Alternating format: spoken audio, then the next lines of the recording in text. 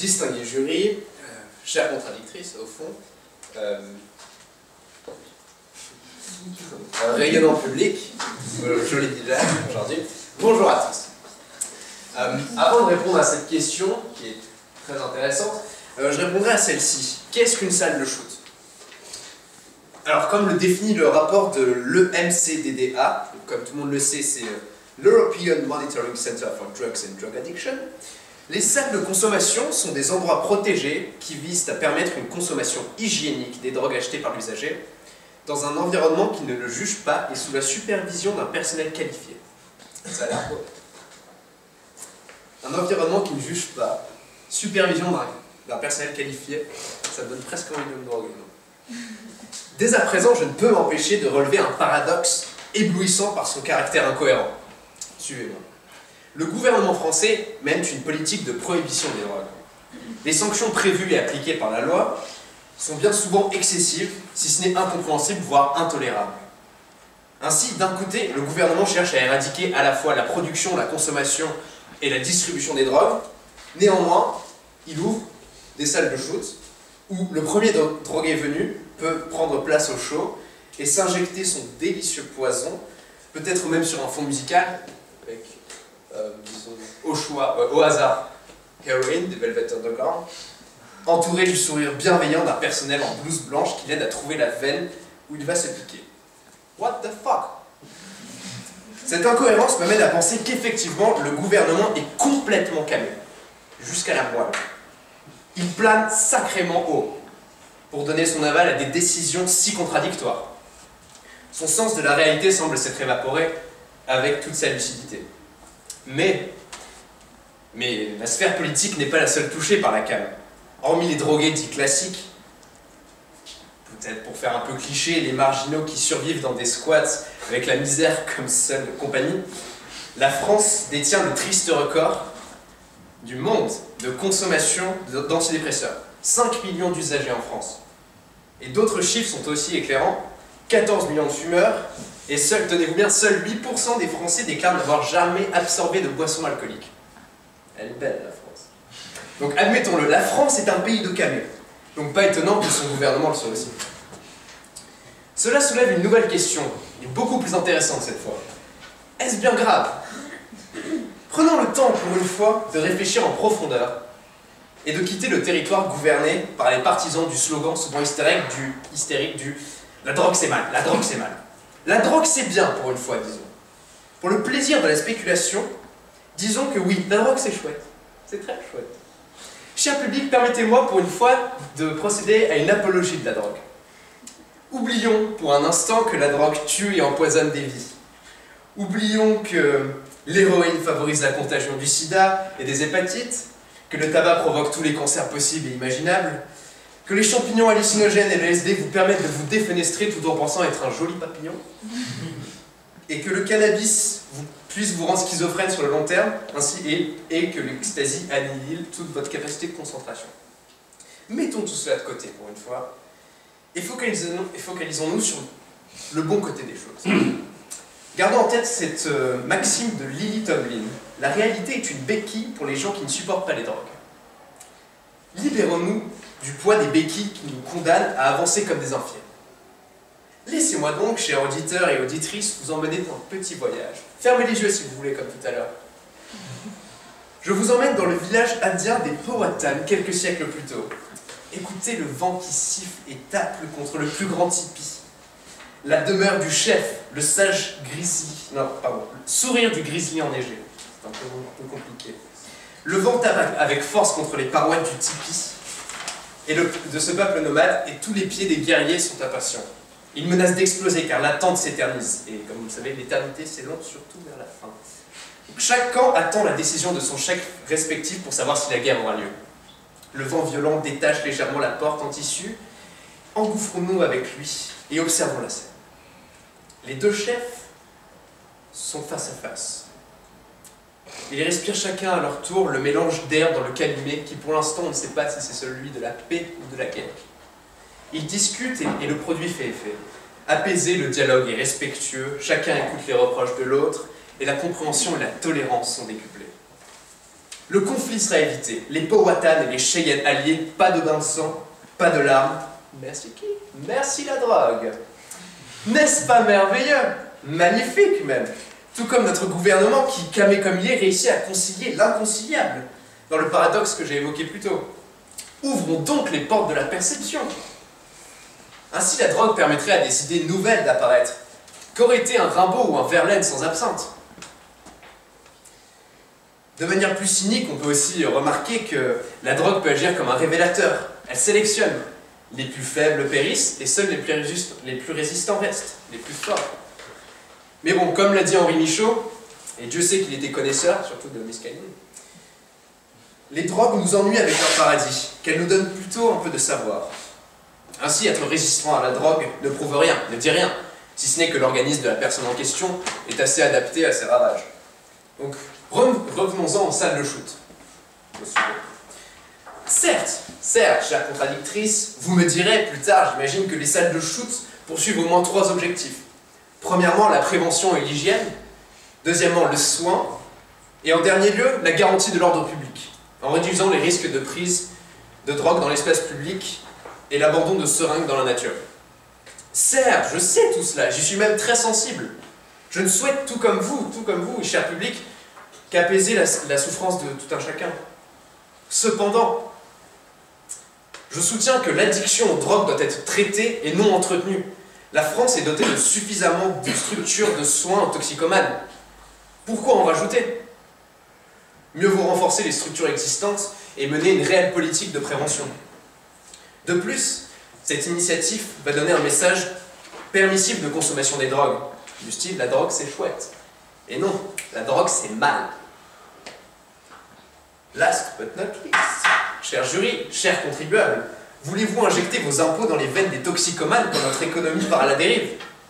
On estime que le coût de chaque salle s'élèvera à 1 million d'euros. Le bien de tous ne vaut-il pas mieux que le bien de quelques-uns?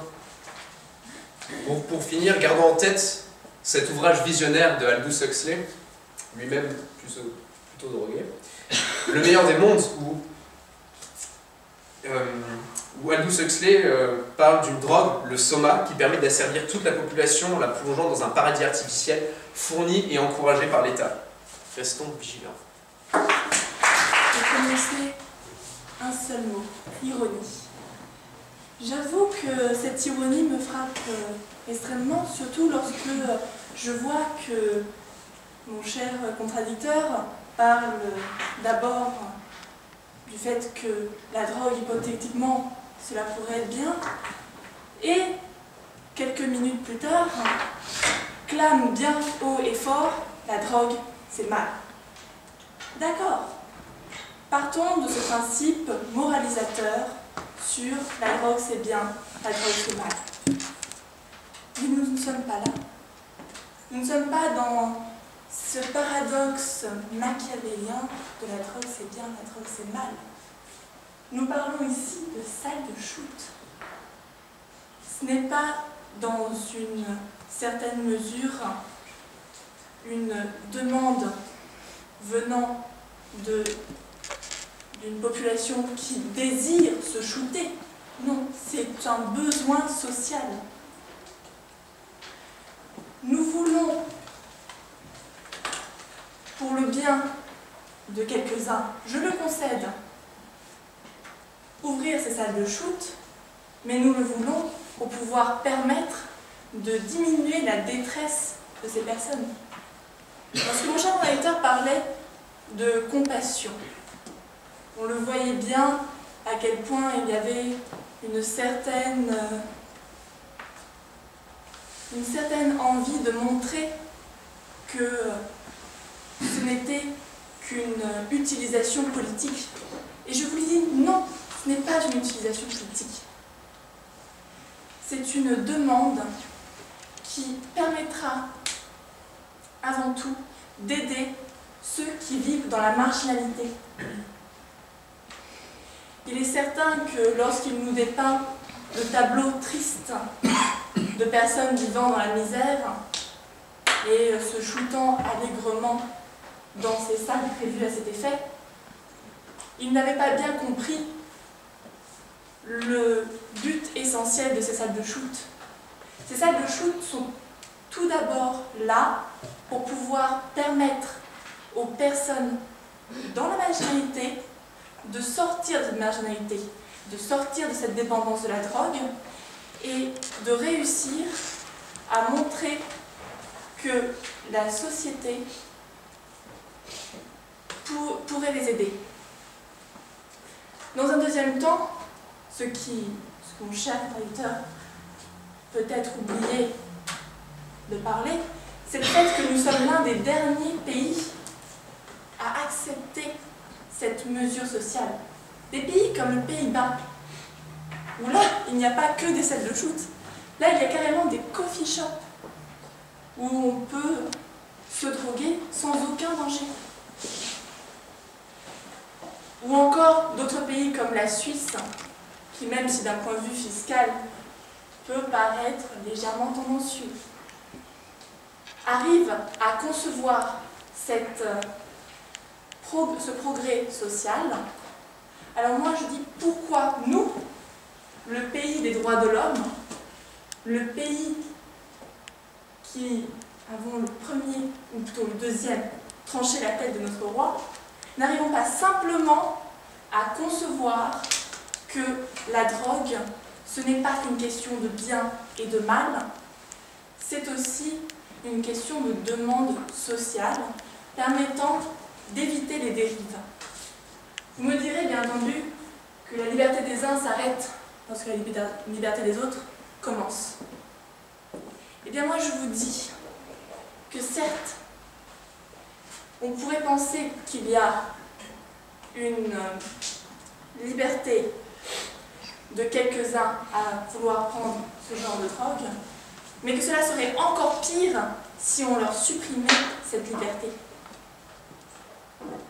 En effet, ces salles de shoot n'ont pas comme moyen premier d'augmenter la consommation, elle a comme moyen premier de la maîtriser. Si vous voulez des chiffres, alors je peux vous en dire aussi. Aux Pays-Bas, depuis déjà une dizaine d'années, il n'y a que 94 morts dues à une overdose. C'est très peu, extrêmement peu. En Suisse, on ne déclare plus depuis, je crois, 2004, de morts par overdose. Lorsque vous me parliez, mon cher traducteur, du nombre de camés dans notre pays, alors moi je vous dis, c'est plus dû à un effet de prohibition qu'à un effet de mesures larges permettant la distribution de la drogue. Si vous voulez que l'on fasse une petite scène, alors on va encore partir en Amérique. Imaginez-vous, vous êtes en 1920 à peu près. Vous êtes un Américain, un citoyen moyen, et vous n'avez pas le droit de boire une seule goutte d'alcool.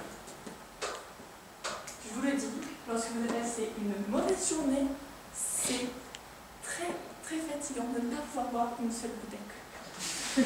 Eh bien, vous n'en avez pas le droit, puisque l'article sur la prohibition vous l'interdit.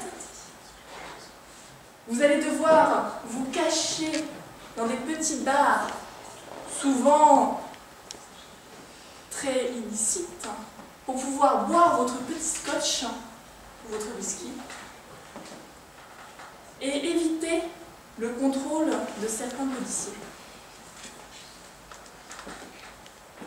Il est donc important de comprendre,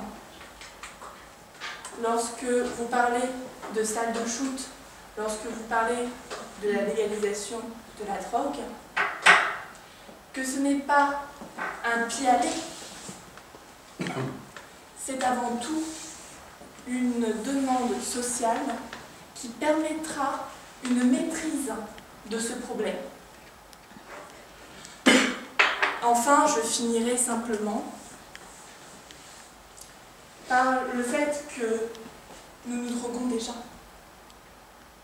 c'est-à-dire nous distribuons aux plus malades de la méthadone qui, je vous l'assure, est une matière extrêmement dangereuse. Et pourtant, cela est complètement autorisé en France. Il est donc normal que suite à ce progrès déjà antérieur fait par les hôpitaux, il est donc normal aujourd'hui d'avoir un autre progrès qui est celle de la salle de shoot. Chère contradictrice, plusieurs choses dans le désordre. La première est qu'elle a totalement occulté tout ce que j'ai pu dire sur les réalisations qui existent déjà en France pour s'occuper donc de toute la population toxicomane et droguée. Et vous faites presque semblant que tout cela n'existe pas, que les salles de shoot sont la première réalisation concrète de ce que vous appelez le progrès social pour répondre à une demande sociale. Je vous arrête tout de suite. On a déjà beaucoup de choses qui ont été faites en France et je pense qu'il faut se focaliser là-dessus plutôt que d'accepter toutes ces salles de shoot qui vous dites que c'est du progrès. J'appelle ça, comment dire, la dégénérescence. Ce n'est pas du progrès, c'est... Je n'admettrai pas qu'on me traite de réactionnaire, mais il faut quand même admettre que où va-t-on si on commence à ouvrir ces salles de shoot? Si n'importe qui peut rentrer dedans et se prendre un bon fixe, non, je ne peux pas tolérer ça. Et croyez-moi, je suis très tolérant, mais il y a un moment où il faut s'arrêter. Et mon deuxième reproche, le sujet est composé en deux parties, salle de shoot, le gouvernement est camé. Vous n'avez rien dit sur le gouvernement. J'ai quand même l'impression, je ne sais pas quel type de drogue le gouvernement prend, mais on peut quand même se demander si, oui, il est camé, mais vous n'avez rien dit là-dessus. Donc j'aimerais bien avoir votre réponse. Merci.